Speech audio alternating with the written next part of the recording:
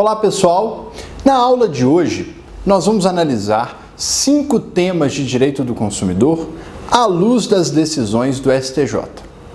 É uma aula super importante, então já pega aí papel e caneta para anotar e pode deixar todas as suas dúvidas aqui no comentário, que vai ser um prazer te responder, tá bom?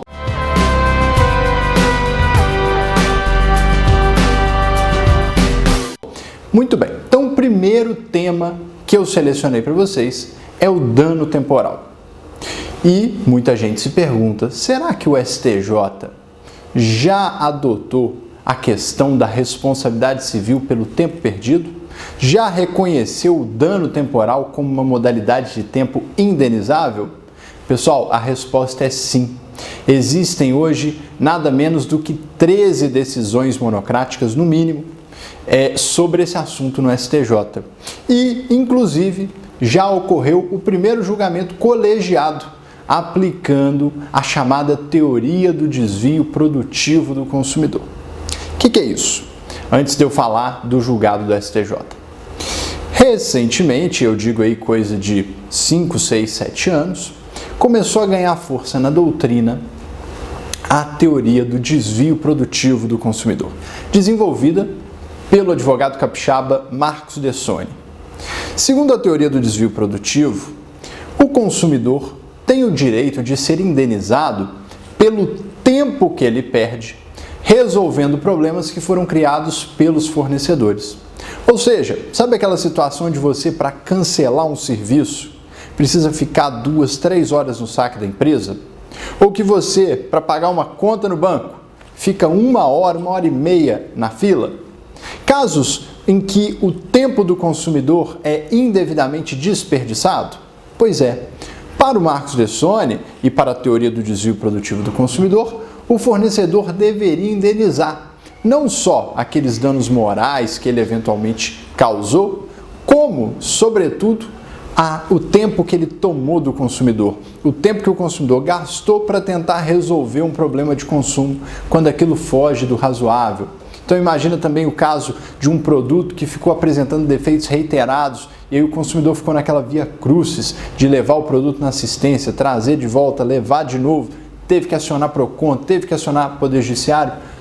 Para a teoria do desvio produtivo, então, além de se indenizar o prejuízo material e algum prejuízo moral ali que porventura ele teve, de desgaste, de humilhação, de transtorno, também haveria necessidade de se indenizar, ou melhor, a possibilidade de se indenizar o tempo perdido para ele resolver aquele problema. Muito bem, essa teoria foi ganhando força e o que você precisa saber é que, do ponto de vista doutrinário, surgiu posteriormente um outro entendimento, segundo o qual, apesar de o dano temporal merecer ressarcibilidade, ou melhor, merecer compensação, ressarcibilidade tecnicamente não, porque só se ressarce aquilo que você pode voltar ao status quo ante, né? Então o dinheiro é ressarcível por natureza. Se eu tinha 10 mil reais e me foram subtraídos 10 mil reais, é só me devolver esses 10 mil com correção monetária que eu vou estar ressarcido. Na questão do dano moral e na questão do dano temporal, isso não é propriamente possível, não é? O ideal seria voltar no tempo, ter uma máquina do tempo e você voltar e impedir que aquela violação temporal acontecesse. Mas isso não tem como acontecer. Então, o que se usa é uma compensação pecuniária, uma indenização, para poder ali trazer para o consumidor uma enxança de reparação, uma compensação por aqueles prejuízos que ele teve, né? Que, como o Marcos Dessoni define, o tempo é um bem irreparável, inacumulável, irrestituível. Então não tem como você devolver. Então você arbitra uma indenização para compensar. Bom, e aí a doutrina começou então a se movimentar para dizer, sim, que o dano temporal, o dano ao tempo do consumidor, seria uma modalidade de dano indenizável, tá? Passível de compensação pecuniária. Só que houve uma cisão dentro desta doutrina. E aí uma parte da doutrina passou a defender que o dano temporal seria uma modalidade autônoma de dano, distinta do dano moral. Então você poderia pedir lá na petição inicial uma compensação pelo dano moral, pela violação psicofísica, porventura ali comprovada ou apurada, e poderia pedir também, somado, cumuladamente, uma indenização pelo dano temporal, sendo aí o dano temporal uma espécie de dano extrapatrimonial distinta do dano moral. Só que surgiu, como eu disse para você, uma cisão e uma segunda corrente doutrinária que disse o seguinte: olha, apesar do dano temporal ser indenizável, ser compensável, ele é compensável como dano moral. O dano temporal, então, seria uma subespécie de dano moral. O dano temporal seria tão somente um novo e relevante fundamento para a indenização por dano moral, capaz de configurar um dano moral autonomamente ou capaz de aumentar a indenização por dano moral num caso em que aquela violação temporal concorresse com outras violações à personalidade do consumidor.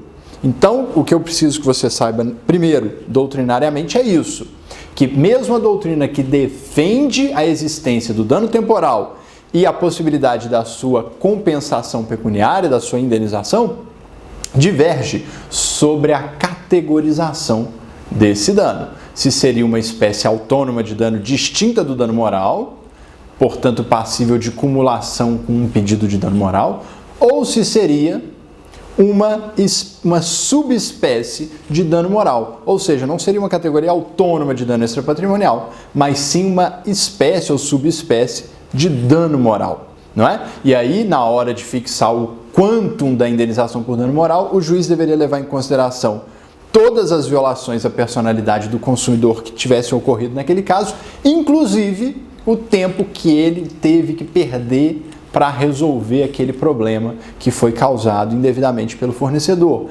Havia crucis a perda temporal que ele teve, tá bom?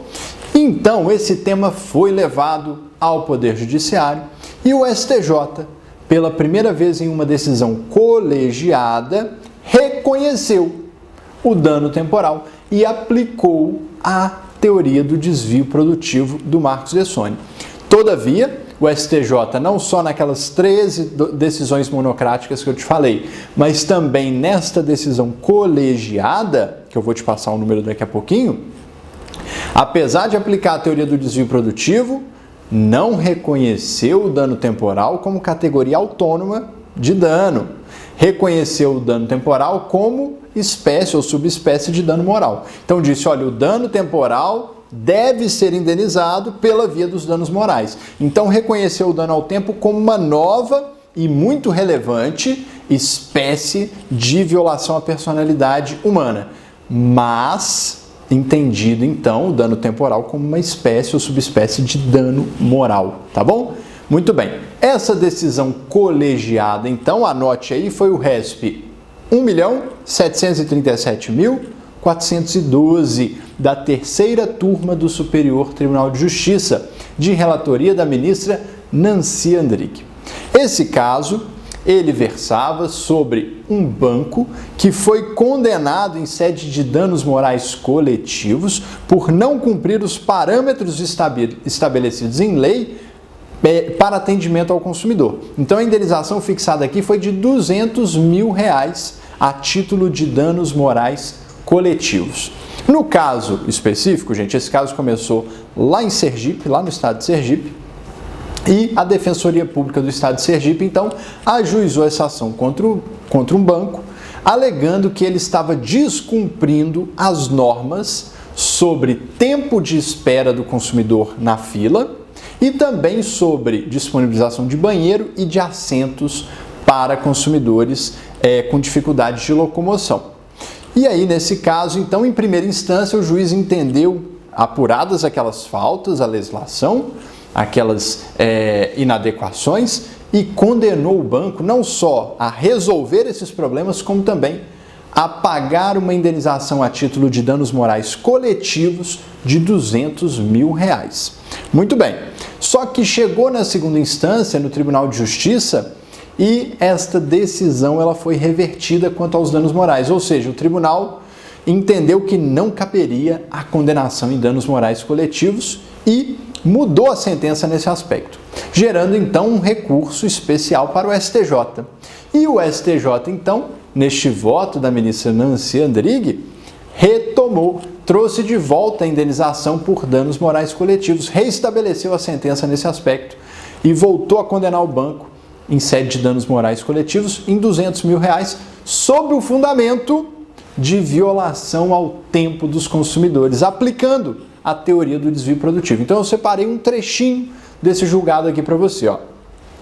Disse a relatora, ministra Nancy Andrighi, na hipótese concreta, a instituição financeira recorrida optou por não adequar seu serviço aos padrões de qualidade previstos em lei municipal e federal, impondo à sociedade o desperdício de tempo útil e acarretando violação injusta e intolerável ao interesse social de máximo aproveitamento dos recursos produtivos, o que é suficiente para a configuração do dano moral coletivo. Essa decisão, esse voto da ministra relatora foi acolhido pela turma e que a unanimidade, então, condenou o banco, não só manteve aquela questão de readequar, de melhorar o seu serviço, mas também o condenou de volta na indenização por danos morais coletivos. E aí eu posso trazer para você alguns apontamentos sobre esse julgado, que são o seguinte. Primeiro, será, Bruno, que a teoria do desvio produtivo só pode ser aplicada para fundamentar dano moral coletivo? Não, não é? Tanto a teoria do desvio produtivo do consumidor quanto outras teorias, como a teoria da responsabilidade civil pelo tempo perdido, as teorias que defendem, independente do tipo de categorização, que o dano temporal deve ser indenizado, todas elas prevêem a possibilidade não só da tutela coletiva dos consumidores, mas também da tutela individual. Ou seja, de se estabelecer um dano moral ou outra categoria de dano extrapatrimonial para indenizar o consumidor no caso concreto, a depender de qual categorização então cada teoria dá, e prever a possibilidade dessa fixação dessa indenização independente se o bem jurídico tutelado aqui é coletivo ou individual. Então, mesmo o consumidor que sofreu ali individualmente um desperdício desarrazoado do seu tempo, pode, com base na teoria da perda do tempo, com base na teoria do desvio produtivo, requerer ali uma condenação em sede de danos morais, por exemplo, individualmente. Então, pode-se aplicar essa teoria tanto para os danos morais coletivos, como fez aqui nesse caso o STJ, mas também para danos morais individuais, como fizeram as decisões monocráticas, que eu vou mostrar algumas para vocês aqui, tá bom? Esse é o primeiro ponto. Segundo ponto de dúvida, a teoria do desvio produtivo, essas teorias sobre a tutela do dano temporal, tutelam apenas o tempo produtivo, ou seja, aquele tempo economicamente considerado, o tempo de trabalho? Não, gente. Para tutelar, inclusive, o tempo produtivo, o tempo de trabalho, nós já temos a teoria dos lucros cessantes. Nós nem precisaríamos de uma nova teoria para isso. Então, o objeto de tutela do dano temporal é o tempo de vida. Tutela-se o tempo do indivíduo enquanto substrato necessário para a realização de todas as suas atividades, existenciais, sejam as de trabalho, sejam as atividades voltadas ao seu aperfeiçoamento pessoal, ao estudo, até mesmo ao ócio, ao lazer, ao não fazer nada. Não importa a experiência em caso frustrada, o que importa é se houve ali um desperdício temporal exagerado.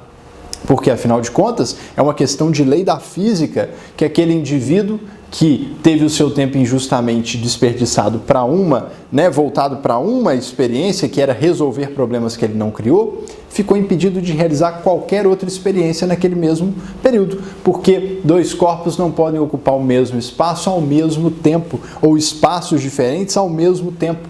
Então, aqui, essa impossibilidade já justifica a necessidade de uma indenização. Afinal de contas, enquanto o consumidor está no saque da empresa por tempo prolongado demais, na fila do banco por tempo exagerado, ele está impedido de fazer qualquer outra atividade, seja trabalhar, seja descansar, seja dormir, seja sair, então, com os amigos. Então, aqui não importa a experiência concretamente violada. Na verdade, o consumidor não precisa fazer nem essa prova de qual outra atividade ele estaria fazendo, se seria uma atividade lucrativa ou não. O que importa é investigar se houve ali um desperdício temporal desarrazoado, desproporcional, advindo de uma falha na prestação do serviço do fornecedor. Como vocês viram aqui no caso do STJ, houve a comprovação de que o tempo de espera na fila do banco estava indo muito além do que a legislação determinava. Muito bem, então eu separei para vocês aqui agora algumas decisões monocráticas do STJ, também aplicando a teoria do desvio produtivo, também reconhecendo a questão do dano temporal.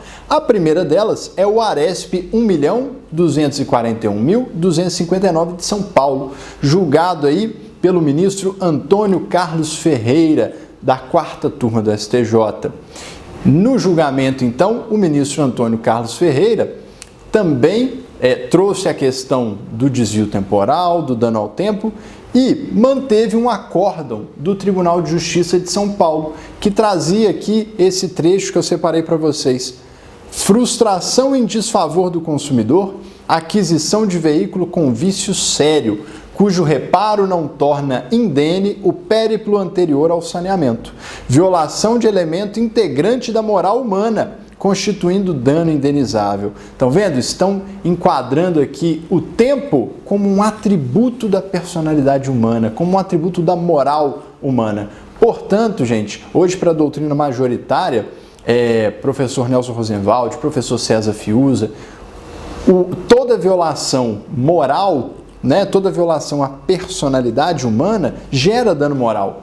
Por isso que uma parte considerável aí da doutrina diz que o dano temporal acarreta aí um dano moral. E é isso que está reconhecendo o Tribunal de Justiça de São Paulo, que houve uma violação à moral humana, que houve uma violação a um atributo da personalidade, que é o tempo. E aí, prosseguindo, então, desvio produtivo do consumidor que não merece passar impune. Estão vendo a aplicação da teoria do desvio produtivo? Inteligência dos artigos 186 e 927 do Código Civil. Quanto arbitrado com a extensão, de acordo com a extensão do dano e dos paradigmas jurisprudenciais. Então isso está lá, registrando lá o acórdão do TJ de São Paulo, cujas razões foram mantidas pelo STJ. Outra decisão monocrática muito interessante que eu separei para vocês aqui é o RESP 1.634.851 do Rio de Janeiro, de relatoria da ministra Nancy Andrighi. E aí um trecho interessantíssimo aqui do julgado dela que diz: a frustração do consumidor de adquirir o bem com vício não é razoável que se acrescente o desgaste para tentar resolver o problema ao qual ele não deu causa, o que, por certo, pode ser evitado, ou ao menos atenuado, se o próprio comerciante participar ativamente do processo de reparo, intermediando a relação entre consumidor e fabricante, inclusive porque, juntamente com este, tem o dever legal de garantir a adequação do produto oferecido ao consumo. Vejam que interessante o STJ ajudando, inclusive, a delimitar a extensão do dano ao tempo indenizável. O STJ está dizendo o seguinte: olha, é inerente à sociedade de consumo o desperdício temporal. Quem não quer perder tempo em fila de banco, não pode ter conta em banco. Quem não quer ter que deixar o carro na oficina de vez em quando, não pode ter carro. Então é inerente, é normal que em algumas situações o consumidor perca tempo. Pode acontecer, inclusive, de o produto que o fornecedor vendeu ter defeito e o consumidor ter que deixar esse produto na assistência técnica. Até aí, não se trata de um dano temporal indenizável. É um desvio temporal tolerável. Afinal de contas, quem atua nessa sociedade de consumo, quem compra produtos e serviços, sabe que isso é, de certa forma, inerente. Todavia, não pode o fornecedor extrapolar aquilo que a legislação vê, agir de forma negligente, agir de forma maliciosa, protelar e, com isso, estender demasiadamente esse desvio temporal. Ou seja, gente, existe o dano ao tempo tolerável e o dano ao tempo não tolerável, entendido como aquele que extrapola o razoável. Então, a legislação, o CDC, prevê que se um veículo ele apresentar um defeito, o fornecedor terá aí 30 dias para consertar esse defeito.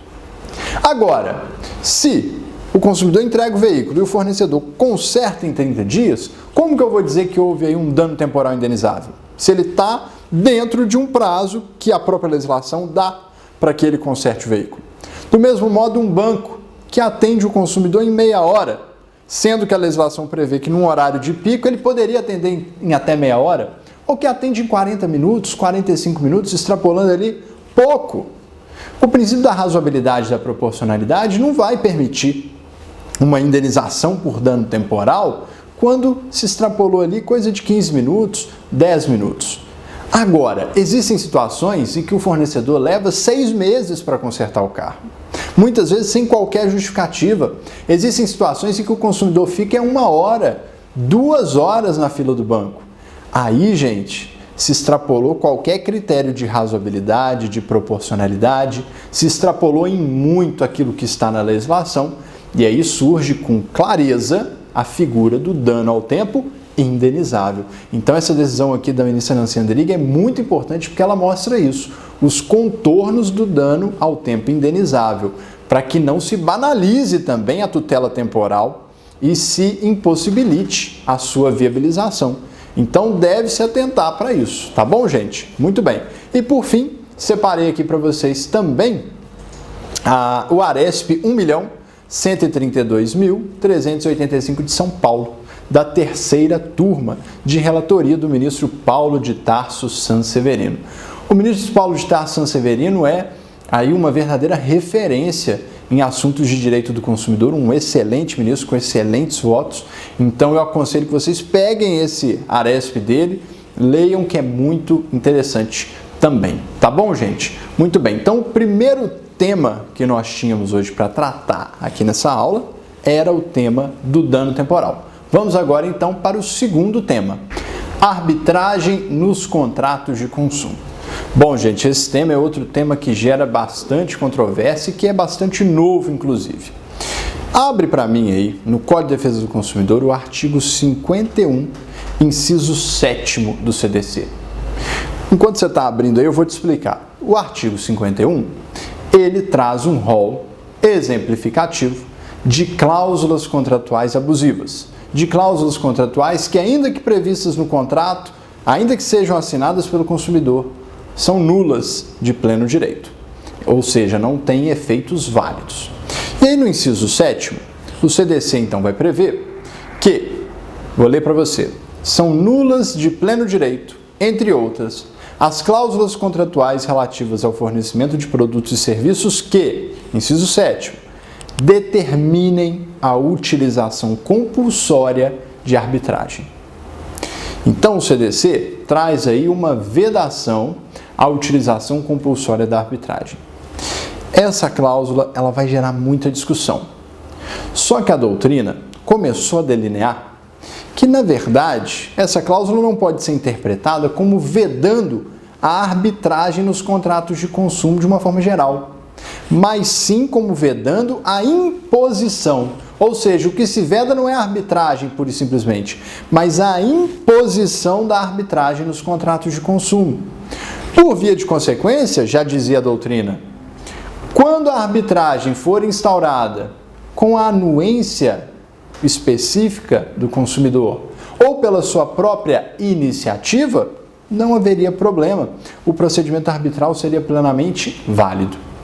Eis então que no STJ, em julgado recente, a ministra Nancy Andrighi, em voto proferido no RESP 1.742.547, vou repetir para você anotar, RESP 1.742.547, a ministra Nancy Andrighi entendeu pela legalidade, ou seja, pela possibilidade de termo de arbitragem autônomo e posterior ao contrato de adesão. Ou seja, neste voto, a ministra Nancy Andrighi entendeu que desde que o termo de adesão à arbitragem seja celebrado de forma autônoma, dissociada do contrato principal e posterior, evidenciando-se, portanto, a anuência expressa, o consentimento do consumidor e a ausência de imposição, a arbitragem seria válida. Ou seja, a arbitragem não poderia ser imposta como condição para a celebração do contrato principal em si. Então, numa compra e venda, se colocar uma cláusula de arbitragem no contrato e se exigir do consumidor a anuência da arbitragem para comprar o próprio imóvel. Isso não poderia. mas fazer-se um termo autônomo com a possibilidade dele assinar ou não, independente dele comprar ou não o imóvel, né? Então ele comprou o imóvel e ele decide se ele quer resolver questões que possam surgir, problemas com a construtora perante a arbitragem ou não. Se ele tiver essa possibilidade de escolher, a arbitragem seria válida. Então o STJ trouxe essa posição doutrinária, reconheceu essa posição doutrinária recentemente para autorizar, então, para reconhecer a validade de arbitragens instituídas por vontade expressa do consumidor. Vou pedir minha equipe de apoio aqui para passar o slide para mim, o roteiro que eu preparei aqui. Então vamos lá, olha só. A terceira turma do STJ, então, por meio deste voto da ministra relatora, Nancy Andrighi, reconheceu, dirimindo aqui uma controvérsia que foi originada num contrato de promessa de compra e venda de uma unidade imobiliária na planta, ou seja, um consumidor que celebrou um contrato comprando uma unidade futura e aí teve um problema com a construtora e a construtora invocou então que o consumidor tinha celebrado com ela um termo de arbitragem, aderindo a uma arbitragem de forma posterior ao contrato e autônoma, num termo separado daquele contrato de compra e venda, e que aquela arbitragem não havia sido imposta ao consumidor. E o consumidor, apesar de ter se submetido inicialmente à arbitragem, ele procurou o Poder Judiciário questionando a validade do procedimento arbitral, arguindo então que teria havido ali uma nulidade da imposição da arbitragem, ainda que em termo autônomo. E aí veio a ministra relatora e disse e anotou no seu voto que o artigo 51 do CDC se limita a vedar, como eu falei para vocês, a adoção prévia e compulsória da arbitragem no momento da celebração do contrato, mas impele que, havendo consenso entre as partes, o procedimento arbitral seja instaurado. Ou seja, gente, o CDC, agora não só na visão da doutrina, mas na visão desse julgado recente do STJ, o CDC ele não traz uma vedação ao procedimento arbitral nos conflitos de consumo. Ele traz tão somente a previsão de que a arbitragem não pode ser imposta ao consumidor. Se ela foi instaurada com o consentimento expresso dele, com o consentimento livre dele ou por iniciativa dele, ela pode acontecer. E aí é claro que isso vai ser analisado no caso concreto, mas o fato do termo de arbitragem ser autônomo, independente, separado, ter sido assinado separado do contrato principal e em momento posterior, revelam aí, de certa forma, todos os indícios de que a vontade do consumidor foi livre. E não pode ele depois, por uma insatisfação dentro do procedimento arbitral, pretender voltar atrás e querer submeter o caso ao Poder Judiciário. Pode passar para mim, gente, por favor? E aí eu trouxe um trechinho aqui para vocês do voto da ministra Nancy Andrighi nesse caso. Abre aspas. É possível a utilização da arbitragem para a resolução de conflitos originados de relação de consumo quando, primeiro, anote aí, não houver imposição pelo fornecedor, bem como, segundo, quando a iniciativa da instauração ocorrer pelo consumidor. Então, dois requisitos, gente, não pode a arbitragem ser imposta pelo fornecedor e deve a realização do procedimento arbitral partir do consumidor. Não é que necessariamente deva ser o consumidor quem procure a arbitragem, mas ele deve, ao menos, concordar no momento da instauração, concordar no momento da escolha pela arbitragem expressamente. Você não pode presumir que o consumidor concordou, você não pode simplesmente colocar uma cláusula no contrato originário e porque ele assinou o contrato de adesão, presumir que ele concordou com a arbitragem, porque não pode haver ali a imposição.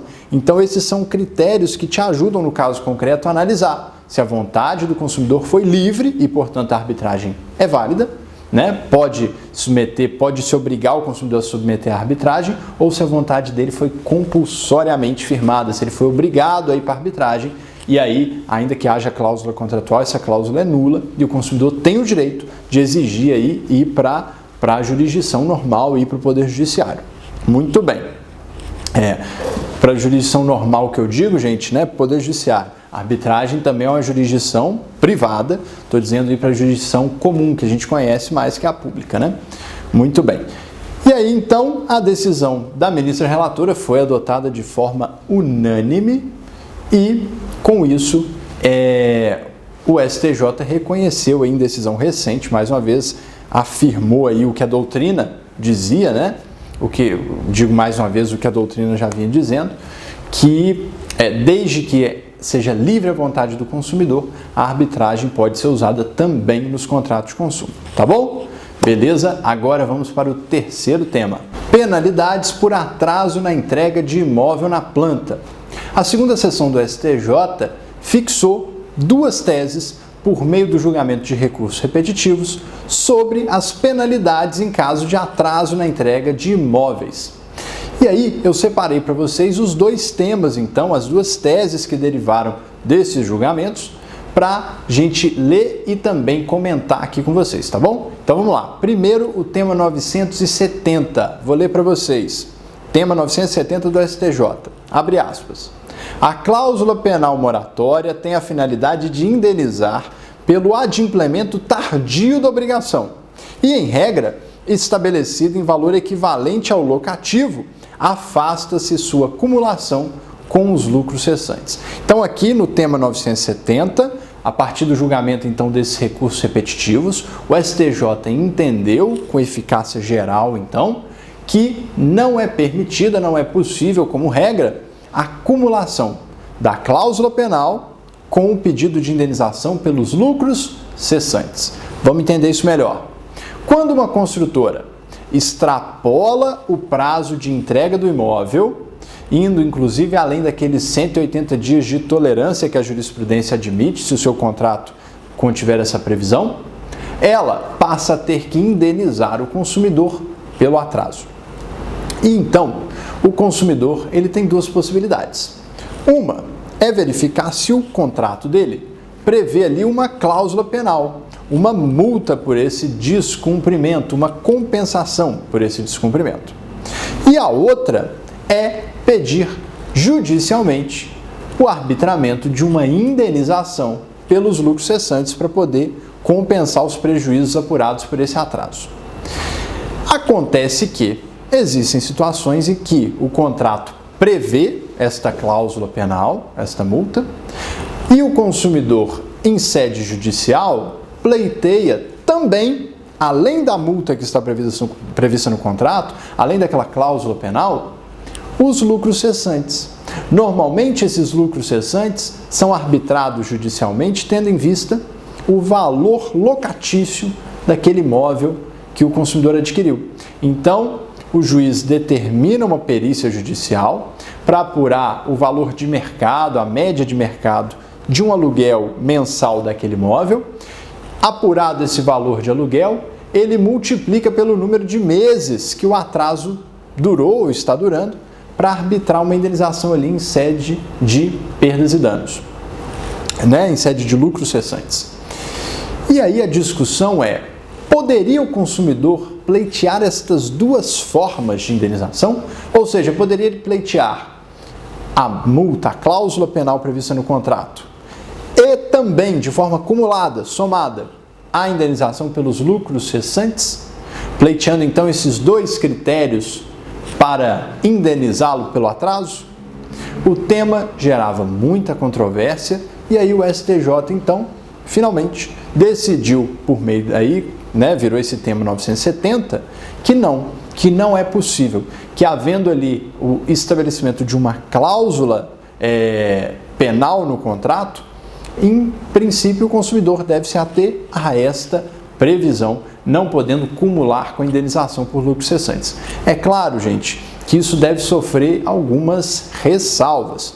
Imagine que a construtora arbitre uma indenização pequenininha, uma multa, uma cláusula penal pequenininha no seu contrato, só para poder afastar ali uma indenização justa para o consumidor. Nesse caso, por óbvio, ele vai poder pleitear aí a complementação disso judicialmente, não é? Mas em princípio, se a cláusula contratual ela é proporcional, ela é consentânea, não se admitiria acumulação com um pedido também de indenização pelos lucros cessantes, tendo em vista aí o valor de aluguel do imóvel, o número de meses que ele ficou desocupado. Vai aplicar para indenizar o critério que está no contrato, o percentual de indenização e a periodicidade que está previsto no contrato. Claro, como eu disse, sempre vendo a questão da proporcionalidade, da razoabilidade, do equilíbrio contratual.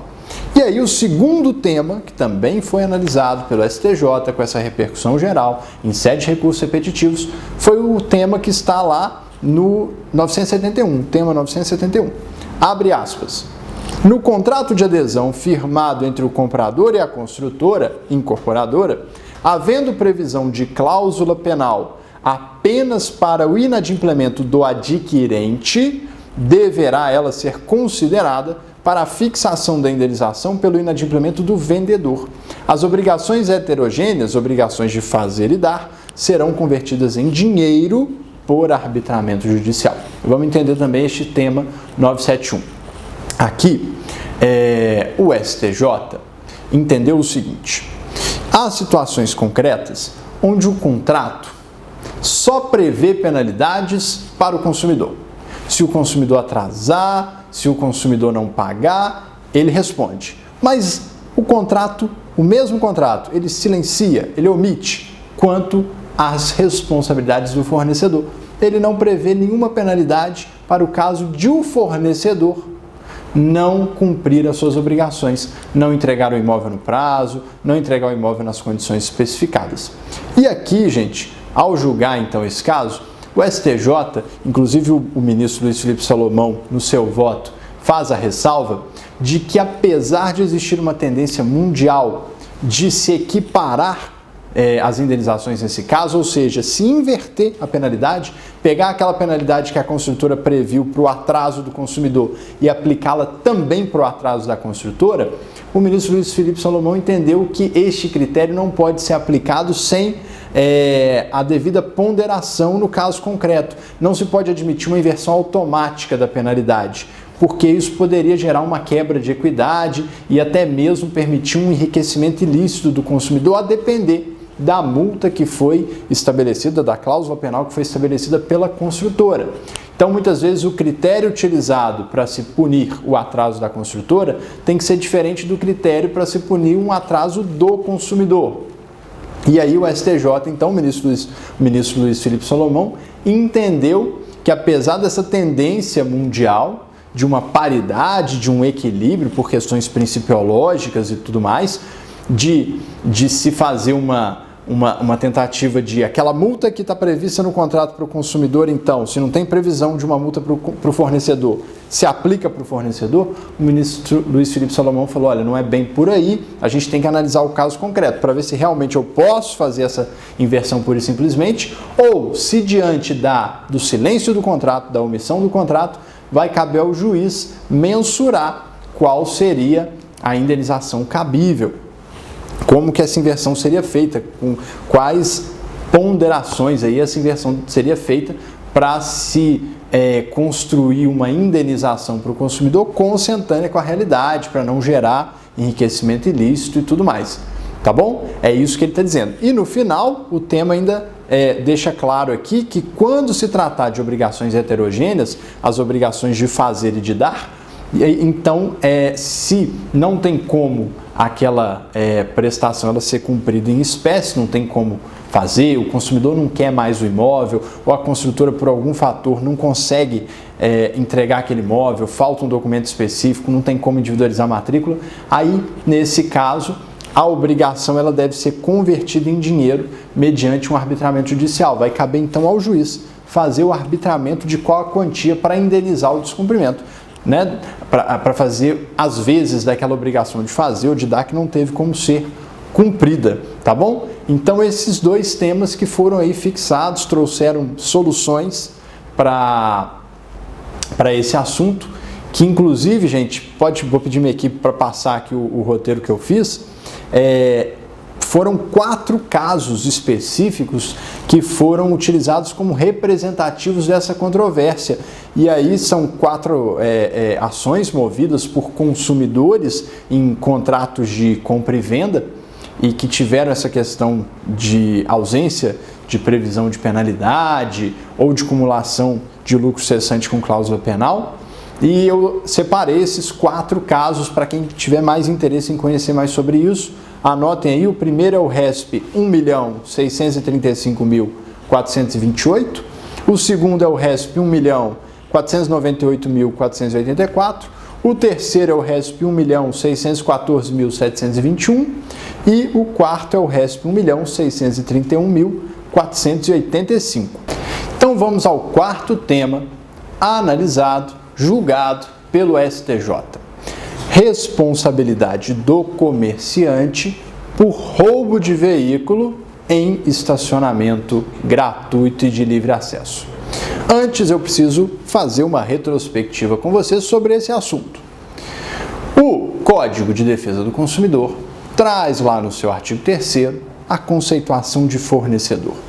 E ali a doutrina aponta que o CDC não exige necessariamente a existência de uma vantagem direta para caracterizar alguém como fornecedor. Basta vantagem indireta para que se considere alguém como fornecedor e, portanto, responsável perante os consumidores. Então, imagina aquela farmácia que tem ali um estacionamento que ela disponibiliza para os clientes dela de forma gratuita. Nesse caso, a farmácia não tem nenhuma vantagem direta, ela não está cobrando, ela não recebe um lucro do estacionamento diretamente, mas não há dúvidas de que ela tem uma grande vantagem indireta, porque afinal de contas aquela facilidade oferecida pelo estacionamento gratuito traz mais clientes para ela. Tanto que se você virar para o dono da farmácia e falar para ele, ó, tira o estacionamento, ele vai falar, não, esse estacionamento apesar de gratuito, atrai muita clientela para mim.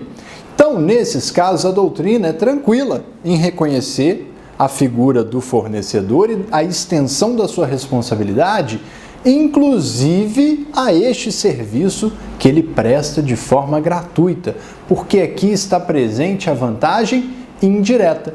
Então, danos que aconteçam ao veículo do consumidor enquanto estacionado ali naquele local, um furto do seu veículo, isso será passível de gerar responsabilidade objetiva para o fornecedor, ainda que aquele estacionamento tenha sido disponibilizado de forma gratuita, né? A gente consegue ver bem essa questão da vantagem direta nas redes sociais. A relação do usuário com a rede social é uma relação de consumo, porque ali, apesar do usuário não pagar nada para estar na rede social, a sua presença gera a atração de empresas que pagam a rede social para anunciar ali para aqueles usuários. E aí, quanto mais usuários a rede social tem, quanto mais interação desses usuários nessa rede social, mais anunciantes estarão interessados em pagar a rede social para anunciar para aqueles usuários.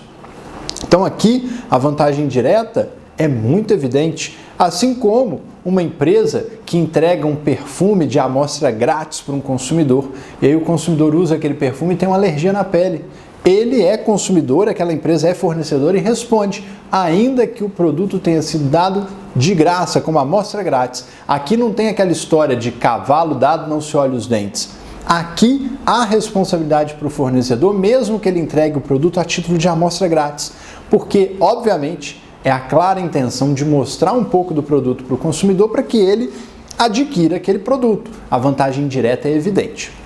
Tendo em vista isso, então, essa questão dos estacionamentos gerou uma súmula, que é a súmula 130 do STJ, que eu vou ler para vocês agora.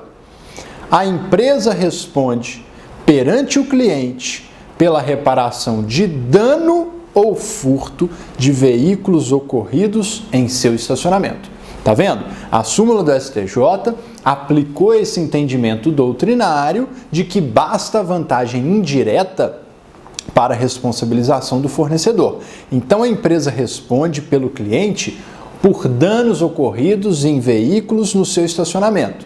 Apesar da súmula ser silente quanto à questão de o estabelecimento cobrar ou não pelo estacionamento, entende-se que a súmula ela abrange os casos em que não é cobrado, porque quando há cobrança não tem dúvida, nem precisaria ser objeto de súmula. Então, para se editar uma súmula é porque se está abrangendo inclusive os casos de não cobrança pela questão da vantagem indireta.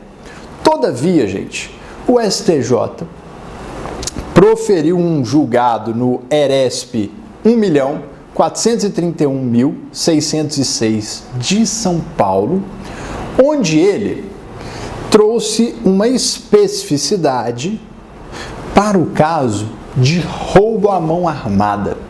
Então aqui ele não está falando nem no caso de furto, nem no caso de dano, porque eu vou ler de novo a súmula 130 para você, ó.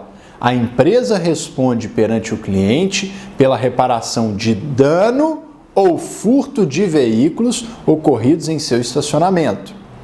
Aqui o STJ está falando no ERESP 1.431.606 de São Paulo do roubo à mão armada, não do furto nem do dano. E aí o que o STJ, por meio da segunda seção, entendeu? Abre aspas. Nos casos em que o estacionamento representa mera comodidade, sendo área aberta, gratuita e de livre acesso por todos, o estabelecimento comercial não pode ser responsabilizado por roubo à mão armada, fato de terceiro que exclui a responsabilidade por se tratar de fortuito externo. Fecha aspas. Aqui o STJ está fazendo menção ao artigo 14, parágrafo 3º, inciso 2º do CDC, que traz o fato de terceiro como excludente da responsabilidade do fornecedor. E aí note, não é que esse ERESP está mitigando o alcance da súmula 130, não é que esse ERESP está esvaziando o conteúdo da súmula 130, são assuntos diferentes. A súmula trata de furto e dano, o ERESP trata de roubo à mão armada como fato de terceiro, trazendo a previsão como um fortuito externo. E mais, ele diz que o roubo à mão armada é fato de terceiro e excludente de responsabilidade do fornecedor quando for um estacionamento em área aberta, fornecido como mera comodidade, de forma gratuita e de livre acesso. Então, se o estacionamento é cobrado em área fechada, permanece aí a possibilidade de responsabilização do fornecedor. É só quando o estacionamento tem essas 4 características que eu vou repetir: mera comodidade, área aberta, gratuita e de livre acesso, e ocorrendo ali um roubo à mão armada, é que há a exclusão da responsabilidade do fornecedor. Tá bom? Espero que tenha ficado claro para você. Se ficou ainda alguma dúvida, pode deixar aqui para a gente nos comentários. E agora, gente, caminhando então para o 5º e último tema: prazo prescricional da responsabilidade civil contratual. O STJ, por meio da sua Corte Especial, no julgamento do ERESP 1.281.594, fixou no dia 15 de maio de 2019 o prazo de 10 anos para prescrição de reparação civil contratual.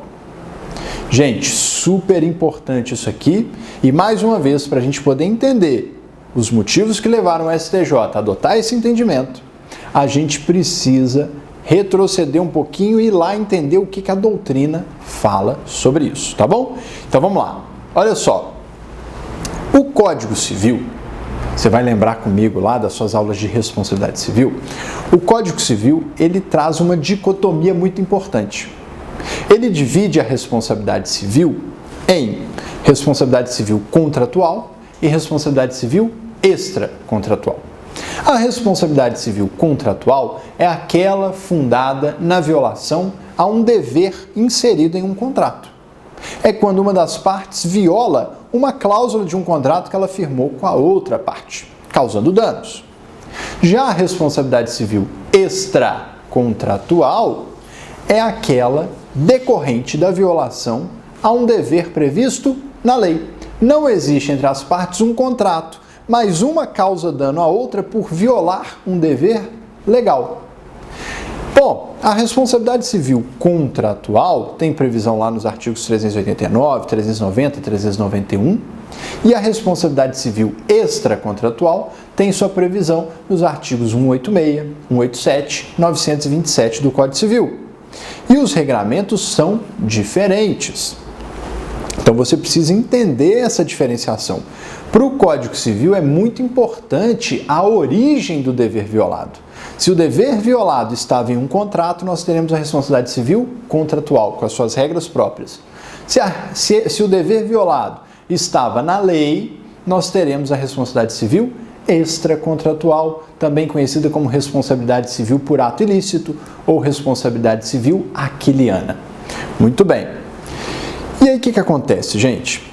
Quando o Código Civil trata da responsabilidade civil extracontratual, ele utiliza, lá nos artigos 186, 187, 927, a expressão reparação. Então, quando ele fala de responsabilidade extracontratual por violação de dever legal, ele fala em reparação de dano. Então, todo aquele que comete um ato ilícito, um ato contrário à lei, fica obrigado a repará-lo. Guarde essa palavrinha, reparação.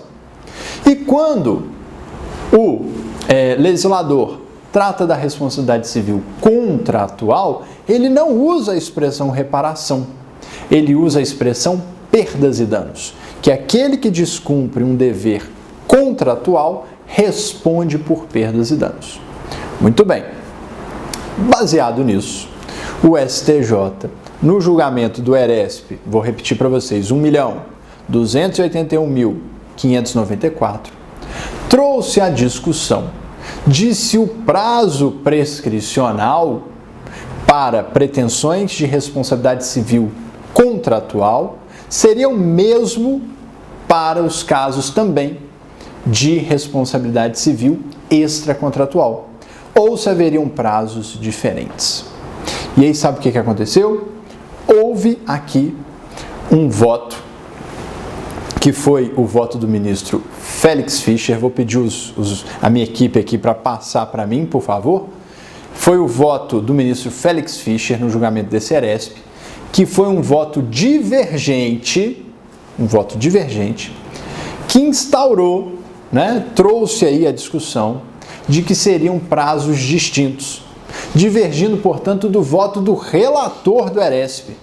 O relator defendia, que era o ministro Benedito Gonçalves, defendia que os prazos eram unos, eram iguais para ambos os casos. E o ministro Félix Fischer trouxe uma divergência dizendo que seriam prazos diferentes. Vamos entender os fundamentos. Quando nós pegamos os prazos prescricionais, lá dos artigos 205 e 206 do Código Civil, nós vamos verificar que o artigo 206, no seu parágrafo 3º, inciso 5º, traz a previsão de que prescreve em 3 anos a pretensão de reparação civil. Tá? Prescreve em 3 anos a pretensão de reparação civil. E aí, o ministro Félix Fischer, encampando aí uma corrente doutrinária importante, existem 2 correntes doutrinárias, e ambas com muita relevância, com nomes de peso, cada uma delas, o ministro Félix Fischer trouxe o seguinte entendimento. Ele que trouxe o voto divergente que acabou prevalecendo. Ele disse, olha, quando o artigo 206, parágrafo 3º, fala do prazo prescricional de 3 anos, ele usa a palavra reparação. Lembra que eu falei para você guardar a palavrinha reparação? Pois é. O prazo prescricional de 3 anos é para a reparação civil. E o legislador só usa a palavra reparação quando ele fala da responsabilidade civil extracontratual, lá nos artigos 186, 187 e 927. Quando ele fala da responsabilidade civil contratual, ele não usa a expressão reparação, ele usa a expressão perdas e danos. Então, segundo esse entendimento, encampado pelo ministro Félix Fischer, que trouxe aí o voto divergente, não haveria como se aplicar o mesmo prazo para a responsabilidade contratual e extracontratual, porque a expressão reparação traria ali a delimitação de que aquele prazo prescricional de 3 anos seria só para a responsabilidade extracontratual, porque o legislador só usa a expressão reparação quando ele trata da responsabilidade extracontratual, lá nos artigos 186, 187 e 927. Então, que apesar, do parágrafo 3º, inciso 5º do artigo 206, não falar expressamente que ele só se aplica à responsabilidade civil extracontratual, à responsabilidade civil aquiliana, como ele usa a expressão reparação, ele só se aplicaria a ela. E a responsabilidade civil contratual? Bom, diante da inexistência de uma previsão específica no artigo 206 de prazo pressional aplicável à responsabilidade civil contratual, se aplicaria a ela, então, a regra geral lá do artigo 205, que é o prazo decenal, o prazo de 10 anos. Então, vamos lá, recapitulando. Para esse entendimento, trazido pelo ministro Félix Fischer, a responsabilidade civil extracontratual teria prazo pressional de 3 anos, né? A responsabilidade civil aquiliana de 3 anos, e a responsabilidade civil contratual, a responsabilidade civil pelo descumprimento de uma cláusula de um contrato, teria o prazo pressional de 10 anos. Porque a expressão reparação civil, lá do inciso 5º do parágrafo 3º do artigo 206, remeteria somente à responsabilidade extracontratual. Bom, gente, o ministro relator, né, que ficou vencido, o ministro Benedito Gonçalves, entendeu no seu voto que não, que na verdade isso por si só, essa questão da palavra, da expressão reparação, não autorizaria a supor que o legislador quis prever prazos pressionais diferentes para a pretensão de reparação civil extracontratual e contratual. E aí eu trouxe um trechinho do julgado dele aqui que foi vencido. Ele disse: é verdade que o termo reparação é usado pelo Código Civil ao tratar da obrigação de indenizar pelo dano extracontratual, e que a mesma palavra não foi escolhida pelo Código para tratar do dever de indenização pelo inadimplemento de obrigação em geral. Com efeito, em lugar de dispor que o devedor deve reparar o dano, o legislador dispôs que, não cumprida a obrigação, responde o devedor por perdas e danos. Vou pedir a minha equipe aqui para passar para mim o roteirinho. E aí, gente, o que acontece? Nesse caso, apesar desse jogo de palavras, não haveria, na visão do relator, algo além que justificasse prazos diferenciados. Na verdade, ele não viu no legislador a intenção clara de fazer essa diferenciação. Só que o voto divergente do ministro Félix Fischer, que, com base na expressão reparação, viu sim uma intenção do legislador de estabelecer prazos diferentes, acabou prevalecendo. E aí o STJ, por maioria de votos, adotou, pela sua corte especial, o entendimento, superando então uma divergência que existia em julgamentos da corte, né? Tinham julgamentos que adotavam prazos iguais, de 3 anos para a responsabilidade contratual e extracontratual, e julgados que aplicavam prazos diferentes, 10 anos para contratual, 3 anos para extracontratual. Aí, por meio desse julgamento desse ERESP, a Corte Especial do STJ pacificou, unificou o entendimento, no sentido de que existem sim prazos diferenciados, prevaleceu o voto divergente, no sentido de que a responsabilidade extracontratual se submete a um prazo pressional de 3 anos, do artigo 206, parágrafo 3º, inciso 5º, e a responsabilidade contratual se submete à regra geral do artigo 205, por não ter uma previsão específica. Tá bom, gente? Então, tema de suma importância, espero que tenha ficado bem claro. E nós então chegamos ao final dessa aula, com esse tema que eu preparei com muito carinho, com muito cuidado para vocês. Espero que tenha sido e que seja, né, muito útil. O que ficou de dúvida ainda vai ser um prazer responder, podem deixar as dúvidas aqui. Quem ainda não se inscreveu no nosso canal, se inscreva, acione o sininho aí para não perder nada e espero vocês nas próximas aulas, tá bom? Um forte abraço!